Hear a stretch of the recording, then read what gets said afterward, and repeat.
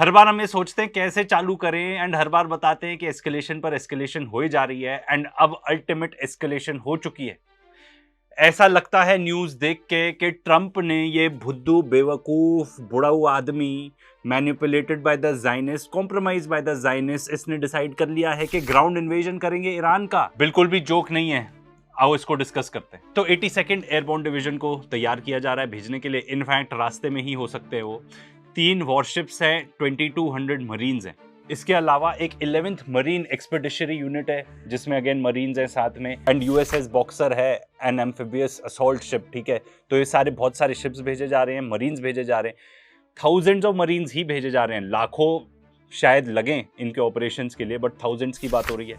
इसके अलावा Apache helicopters भेजे जा रहे हैं, A-10 वॉरथॉग्स भेजे जा रहे हैं। ठीक है, तो ये सब पूरी तैयारी इसलिए की जा रही है ताकि ग्राउंड ट्रूप्स भेजे जाएं। तो भाई कुछ कुछ सवाल उठते हैं। सबसे पहले तो क्या ये सब प्लानिंग में नहीं था? बिल्कुल भी नहीं था। अगर प्लानिंग में था तो इसको बाद में क्यों एकदम ऐसे अफरा तफरी में मरीन्स की मूवमेंट हो रही है? क्योंकि ये रिपोर्ट आ रही है कि जितने भी ये मरीन्स थे ये लोग कोई अपनी अलग ही एक्सरसाइज कर रहे थे।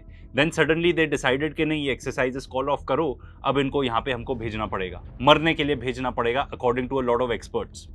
तो ये ग्राउंड ट्रूप्स जाके करेंगे क्या? 2 ऑप्शंस हो सकते हैं। सबसे पहले तो ऑक्यूपाई करना या ब्लॉकेड करना ईरान के खर्ग आइलैंड का।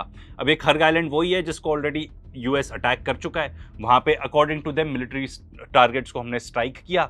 वहाँ पे ऑयल फैसिलिटीज़ भी है जिससे reportedly 90% of Iran oil handle होता है, वहाँ से एक्सपोर्ट होता है। अब इनको लगता है कि हम उसको कैप्चर कर लेंगे किसी तरह, तो basically we will put a choke hold on Iranian shipping. Negotiation में हमारा हाथ बहुत ही ऊपर हो जाएगा। Then we will be able to sort of see कि भाई बातचीत करके ये वॉर कैसे खत्म करें। अब ये लोग कह रहे हैं कि भाई 1-2 महीने और लगेंगे हमें ईरानियंस का दम तोड़ने के लिए, क्योंकि स्ट्रेट के आसपास जितनी ईरान की फोर्सेज हैं उसको ऐसा बम फोड़ेंगे, वहाँ पे ऐसे बम फोड़ेंगे कि बेसिकली वो वीकन हो जाएंगे एंड देन हम जाके खर्ग आइलैंड ले पाएंगे। अगर मैं एग्जैक्टली जो वर्ड्स यूज़ किए गए हैं वो इस्तेमाल करूँ तो वो कह रहे हैं then we will get them by the balls and use it for negotiations.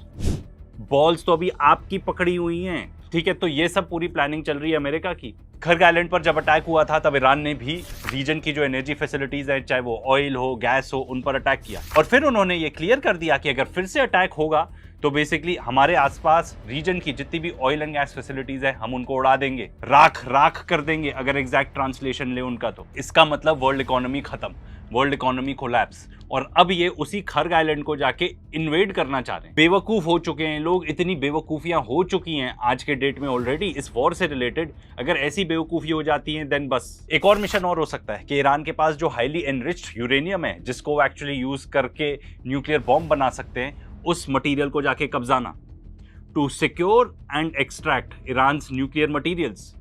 यार मुझे तो ये बताओ, इनके पास इतनी इंटेलिजेंस है क्या कि ईरान इतना बड़ा देश है, वेस्टर्न यूरोप जितना है उतने साइज का है, वहां पे एग्जैक्टली कहां पे है ये फिजाइल मटेरियल? नंबर 1, अगर आपको पता भी है, आपको लगता है कि आप वहां पर जाकर निकाल पाओगे? वो कितना हेविली फोर्टिफाइड होगा, वहां पे कितनी जानें जाएंगी? मतलब ये प्लान क्या कर रहे हैं? देखो मैं मिलिट्री एक्सपर्ट नहीं हूं, बट मुझे भी लगता है यार कि ये ना कॉल ऑफ ड्यूटी के लिए भी ये मिशन बहुत ही ज़्यादा मुश्किल है। एंड जितने भी एक्सपर्ट्स हैं बता चुके हैं it will be a suicide mission.